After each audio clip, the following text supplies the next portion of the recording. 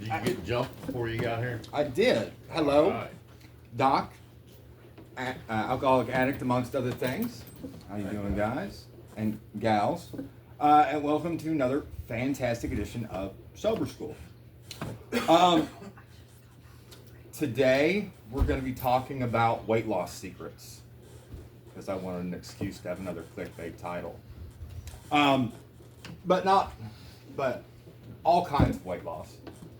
What we will, I'll briefly, so if you're trying to lose weight, key is caloric deficit. Make sure you're doing stuff. And consume, yes. Does meth count?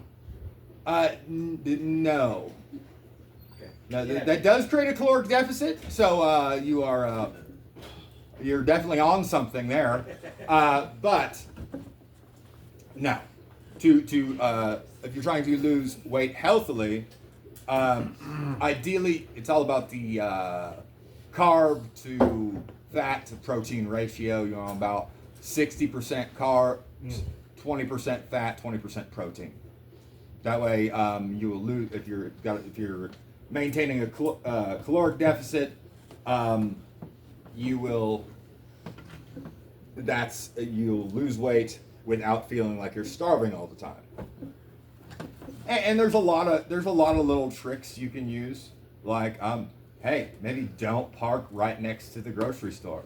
If you're getting food, maybe park as far away from the grocery store as possible. If you're going to Walmart, eighth of a mile, the edge of the parking lot's eighth of a mile away, even if you're in the Walmart parking lot. So that's a quarter mile you've walked plus whatever you walked in the store. So there's a little towards your caloric deficit. Anybody here grow up poor? The whole clean plate club thing. Mm-hmm. Yeah. So that's ingrained in us. Use a smaller plate. Honestly, like your brain goes recognizes, okay, clean plate club. That's ingrained in us. You can just use a smaller plate, and you pretty much get the same, not quite the same sort of dopamine, serotonin releases if you got the itis, but that's not healthy anyway. But you go, oh man, clean plate club. And smaller plate. You can leverage the glycemic index, basically how hard your pancreas has to work to break down sugars. If you eat, let's say you ate a baked cheese ball or two, no more, every 15 minutes. You set a little alarm on your phone, just ate a baked cheese ball every 15 minutes. You'd actually burn calories because it's just enough of a glycemic load to start your metabolism going. Then it stays, you burn through it in like 5 minutes and it stays running for another 10. You could actually, not a significant amount of weight, but you could lose weight just by snacking strategically. But really, I'll be touching back on the actual weight loss thing here and there throughout this.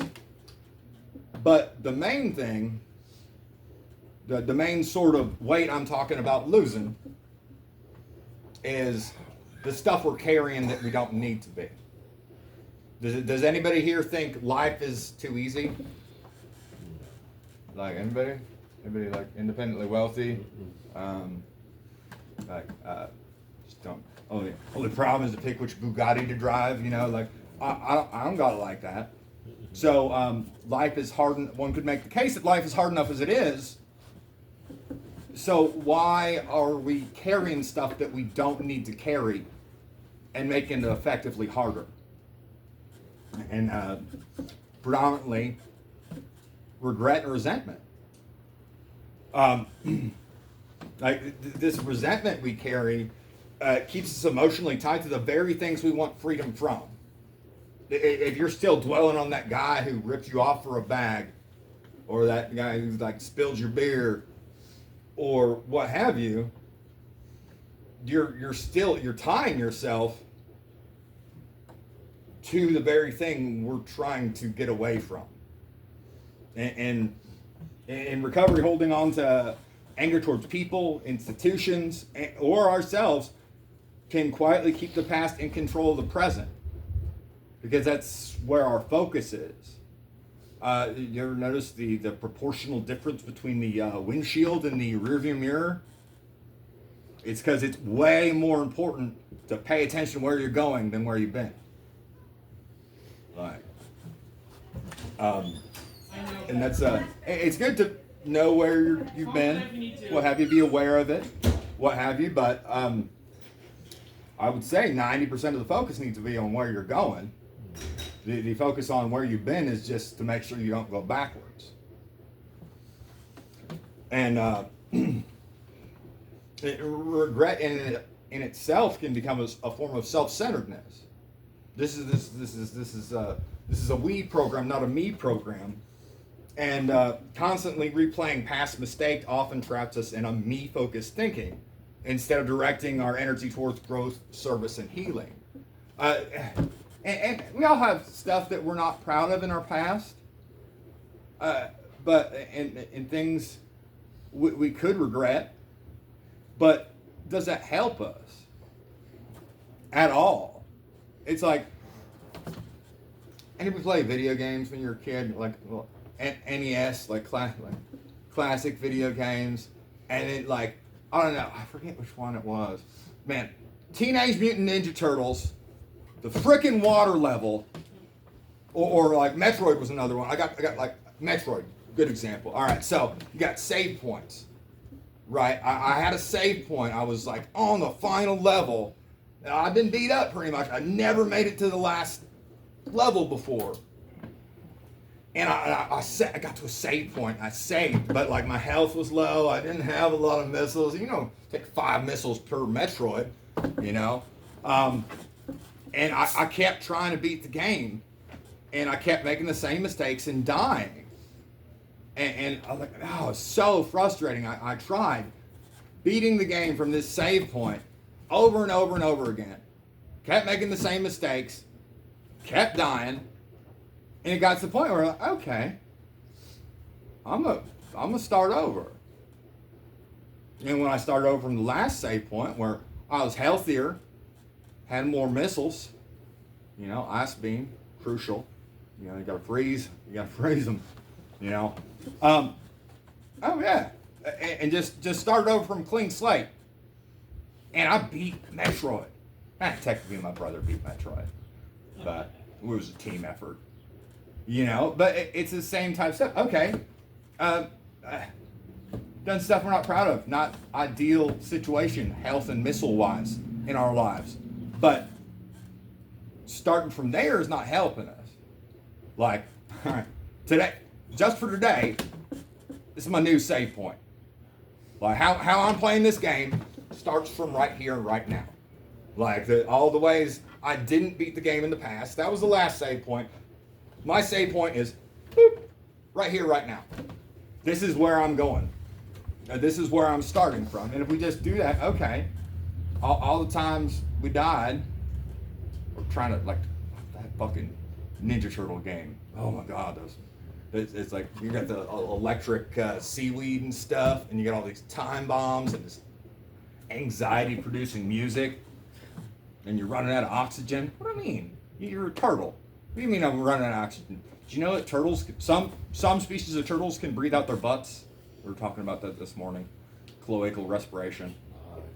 But up to 70% of their oxygen through the beehole. A cloaca, technically, but it's an all-purpose orifice. But I digress. But yeah, that whole level is bullcrap. But my point being, our focus needs to be from just for today, from right here, right now. This is our new save point. Anything that's happened in the past, any of the times we died in the past, any of the times we failed in the past, it doesn't help us. We can learn from them. But that's not our starting point anymore. Our starting point is today. And chronic resentment activates stress and survival responses, upregulates cortisol, and which is a stress hormone. It's part of that edge. You know, when you're like all stressed out and on edge, the very same edge we were trying to take off with drugs and alcohol. being stuck in the past and holding on to resentment upregulates that. It sharpens that edge, and you keep making that edge sharper and sharper and sharper every day. I wonder if you're going to want to think about trying to take the edge off. And there's a reason for that. And the actual purpose of cortisol is to works with the amygdala, and it breaks down proteins and fats into sugars in case you need to kick ass or kick rocks. Right? So, but if you're not actually doing anything, if you're just sitting there stewing, you're breaking down fats and proteins into sugars. But the only way sugars get stored in the body is as fats. So literally, I just thought of this on the drive here.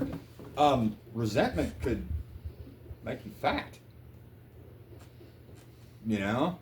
Like, honestly, from a dietary standpoint, the heightened cortisol levels is going to create this cycle where you break down the healthy stuff, like the protein that you need, and fats into sugars, and then you're basically the end of it all, you're just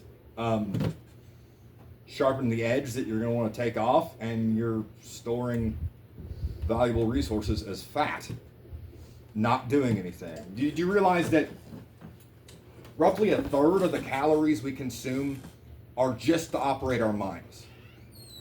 You guys. Like just the thinky parts. That's a third. If you eat 3 hot dogs, which I often do for lunch, one of those hot dogs is just to operate your brain. Like, so there's a lot of I'm sure you could spin your wheels on focusing on resentment and regret. And but I'm not sure that's really the most effective way to burn calories. And make anger and bitterness keep the nervous system in a heightened state, making peace, clarity, and emotional regulation much harder. And especially in early recovery and even prolonged recovery, trying to find peace is hard enough as it is. You know, it's like we were talking about the other day or yesterday. Taking a time out because you're angry about something and then stewing on what you're angry about. It's counterproductive. You're like, if that's what you're doing, you're doing it wrong, and it keeps you in this heightened state, and you're more prone to anger. And unresolved emotional pain, fact of the matter is, it's a major relapse trigger. Thinking about the stuff that we used to drink and do drugs about, to not think about, focusing on that, that is a major relapse trigger. And there is stuff we're not proud of. There is stuff that's happened in the past that, like, not super stoked about. But we can learn from them, but, like, holding on to it.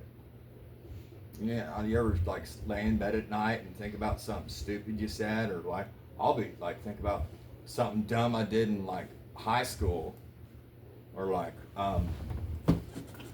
in the distant past. Just all of a sudden my ADHD autism brain will just like, oh yeah, remember that one time when that girl asked you if you like Hummers and you thought she was talking about cars? Swear to God. Like, and that pops into my head here and there, but I make it a point. All right, I don't need to dwell on that. That is not productive. I mean, Last Action Hero, it just came out, and like Arnold drove a Humvee to the premiere, and I thought it was the coolest thing ever. So that was like fresh in my head. She was not talking about the military vehicle, and you were astonished. Yeah, I didn't realize till far too late. Opportunity missed. I'm like, oh man, they're awesome. I've always been wanting to get one. I just don't think I'll be able to afford it. Like, yeah.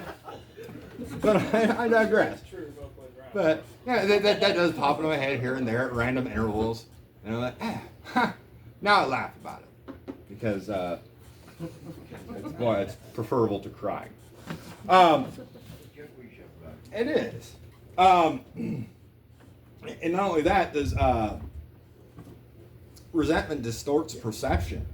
Like when bitterness takes root, we start interpreting life through a filter of offense and injustice.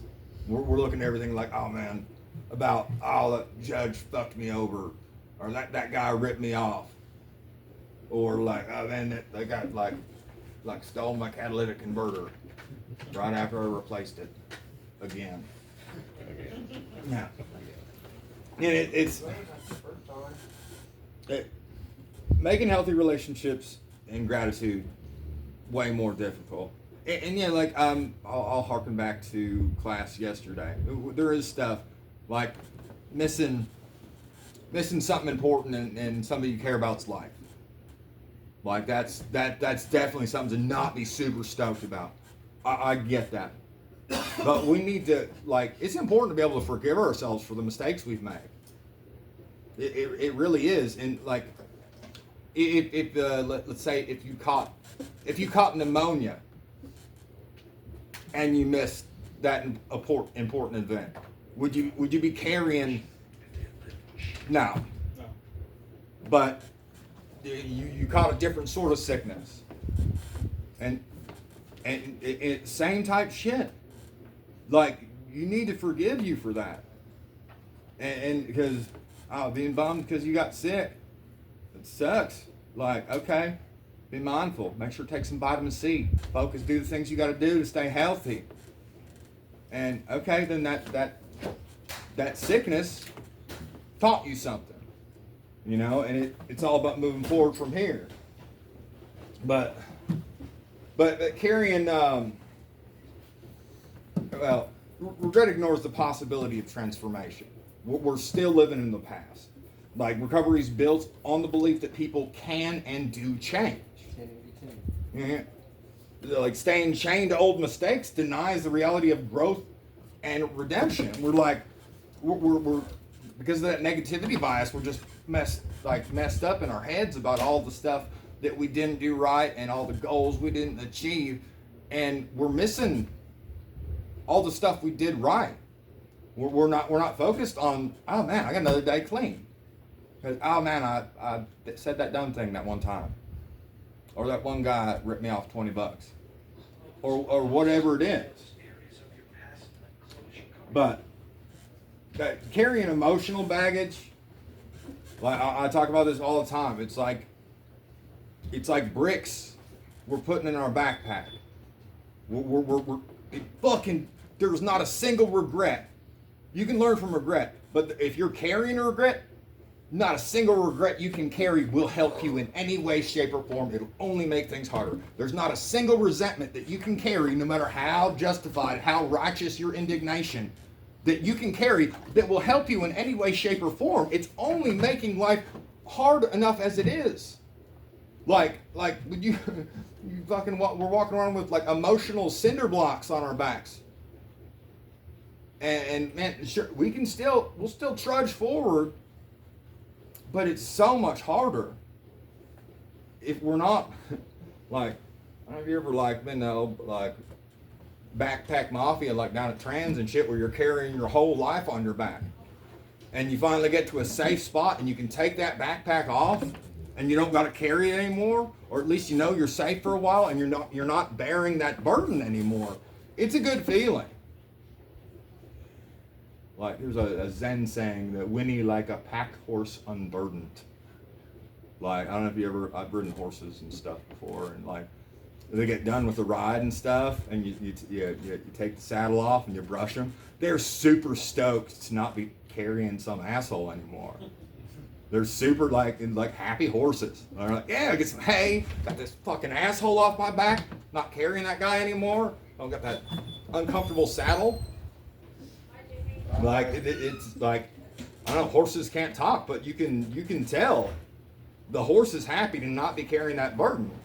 And I can tell you right here that I'm super happy way happier to not be carrying the burden, man. When you get through your, work through this stuff, get through your step 5, first you got to figure out what you got in your backpack, and then you take it out piece by piece with God and your dude, and okay, here's all the stuff I've been carrying, and man, I'm like driving down to Indy, just meditating as much as I can in my loud ass Blazer, and I'm like happy crying. Like I felt like so like that. I felt like that horse who didn't have an asshole on his back anymore. I wasn't carrying shit I didn't need to carry anymore, and like oh my god, such a pleasant drive. And like not listening to any music, just listening to catalytic converter. You know, music to my ears. But carrying this emotional baggage of resentment and regret drains energy needed for recovery work. We just talked about how much of our energy is just to operate our head, and every fraction of a calorie you're using to focus on old bullshit, you're using to focus on carrying shit that you don't need to carry anymore, is taking away from vital resources to focus on getting better. Like I say this all the time. You either make time for wellness or you make time for illness. There's no third option.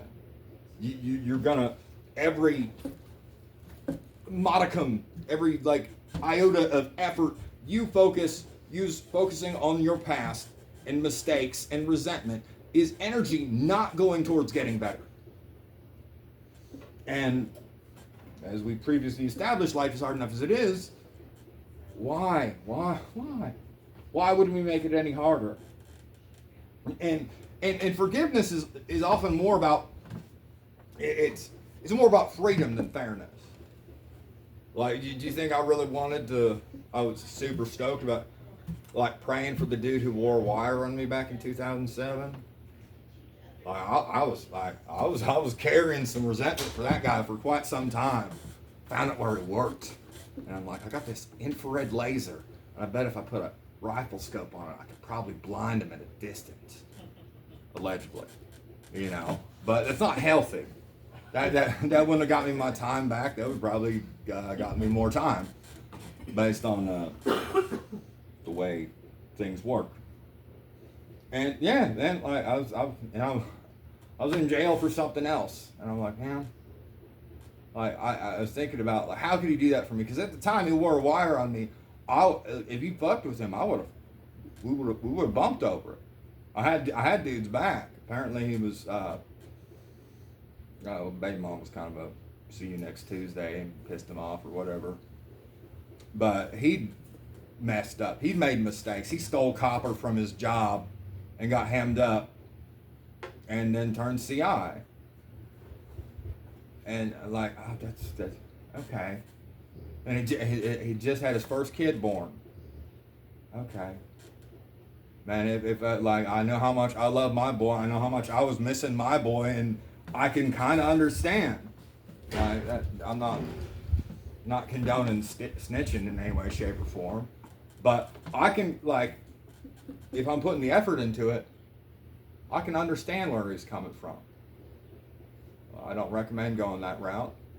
But honestly, it's a horrible place to be because, like, he wasn't all the way in yet. So he still had an out. How many times if you were like when you're walking, if you're walking up to the jail and they offered you an out where you could get back to your kid, you'd think about it at the very least. You know, so I understand. Don't like it, don't condone it, don't recommend it, but I understand. I understand where he was coming from. I pray for him. And granted, he committed 18 other felonies before he finally went to prison. But he finally went to prison. So there's that. I hope he got better. I really do. In my heart of hearts, I hope he turned his life around and stopped wearing wires on people to avoid consequences of his own actions, and maybe stop doing things that have negative consequences. I want nothing but the best for him. But I mean that. Well, I'm not carrying that shit anymore. That's like that. Yeah, that's back when it was letters, Class B felony, information of. 25-year sentence for making a phone call. That's something you could feel some sort of way about. It's not even that hard to hold a little resentment about that. I don't carry it anymore. That brick's not. I lost that weight. Feels good. I'm not carrying it anymore. Like it really does. I feel like that horse, and like in self-forgiveness too is essential to rebuilding identity. Like many people in recovery, all of us at times, still define ourselves by their worst moments. Then recovery invites us to become responsible without remaining condemned. There's a reason I'm an alcoholic and an addict amongst other things, because my past is not my identity. I am more than just an alcoholic and an addict. It's deadly, those things, but I'm more than that, and it's important to remember. We are not our past. Our past is what we have survived, and plain talk, resentment isolates us from others and from spirituality, which we need. Whether through a higher power, community, or personal values, recovery thrives on connection. Bitterness tends to harden the heart and cut us off. Like we talk about in anger management, okay, what trust means is being vulnerable. Okay, so we've been burned in the past, so, okay, I'm not trust nobody. Nobody's getting in my bubble. I'm not going to let anybody in my heart. I'm not going to be vulnerable to anybody. Sure, that'll protect you and isolate you. You'll be in a room full of people feeling alone. Be at a party. You ever be at a party? But hanging out with a bunch of people and just feel isolated and alone because you're not connecting with anybody. Sure, they're there. They're in attendance, but you're not connected. And addiction really is the opposite of connection. The past can't be changed until and really, I don't think they're going to invent that direction of time travel based on my study of physics. We might be able to move into the future faster, but past is past. Hopefully, I really hope somebody proves me wrong. That's super cool. I'll see dinosaurs, But recovery teaches us acceptance, acknowledging reality without being destroyed by it. Peace often comes not from rewriting history, but releasing the fight with it. We spend so much time and effort trying to bend the world to our will. Trying to make things be like the director in his play, trying oh man, you need to be here, and you need to be here, and you need to be doing this.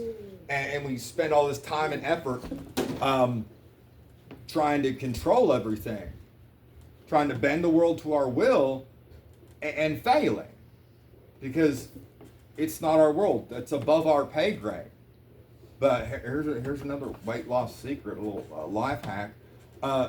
If you align your will with your higher power's will, I want what's supposed to happen. Then, if I'm aligned with that, if I'm doing the next right thing, and I'm looking for what he wants me to do, okay, that lines up. I don't have to bend the world to my will. I take victory in when it works out how it's supposed to work out based on the grand scheme of things. And it's a game changer. But like we were talking about with the whole spiritual experience thing. We think we know how things are supposed to work. Like the reverse threaded nut. Righty-tighty, lefty-loosey. I still say that in my head. I've been doing maintenance for 25 years. When I come up to a screw or a bolt or a nut, in my head, righty-tighty, lefty-loosey. Okay, that's the way that's the way the world's supposed to work. Right tight, left loose.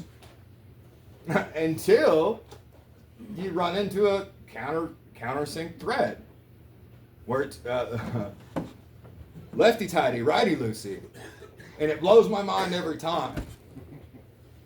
And because I'm trying super hard, I'm not a small man. I'm putting some English on it, trying to get that bolt to bust loose. And the whole time to realize all I'm doing is making it harder. All I'm doing is I'm tightening it. Probably break the head off. Because I think this is the way it's supposed to be. And then you have that spiritual experience where, oh, it's meant to, as the wheel turns around, it's supposed to go that way, so it stays tight. And I'm like, oh God, there's another spiritual experience, and now I start looking for reasons for things to work out the other way. My mind is always looking for, before I give it the full serving of elbow grease, okay, is it supposed to go this way? That's where my head's at now. Not which way I think it should turn. What way is best for it to turn? And that's a burden off my back as well. Sometimes the spiritual awakening is just realizing, like we said this morning, the door we've been pushing against super hard, trying to get open, been a pull door the whole fucking time. And we just think, oh man, why won't this door open? We're pushing with all our might, and it's just, oh, somebody walks up and says, I'll be damned. Yeah, real talk. The system works. But freedom and recovery comes from learning to travel lighter, because just life really is hard enough as it is. I want myself, and I want all of you guys, I want to stack the deck in your favor. And sure, maybe you can make it still carrying bricks, but why risk it? Why like, no matter what, by any means necessary, I'm not taking chances carrying shit. No matter how righteous the indignation, no matter how good the reason, or how bad they screwed me over, I ain't carrying it anymore. I'm taking that weight off. And the longer we carry the resentment or regret, the heavier life becomes, because we're not just, it compounds. It's not just like the 50 pounds you're carrying right this moment. It's the 50 pounds you've been carrying for the past 10 years. And letting go creates room for gratitude, purpose, joy, and just genuine emotional sobriety. A life that's unburdened. Just be like that happy horse. Really is all I got. But yeah, that's it. With that, I'll pass. Alcoholics and addicts hate this one weight loss secret. All right. Clickbait and cheat. Thanks, Doug.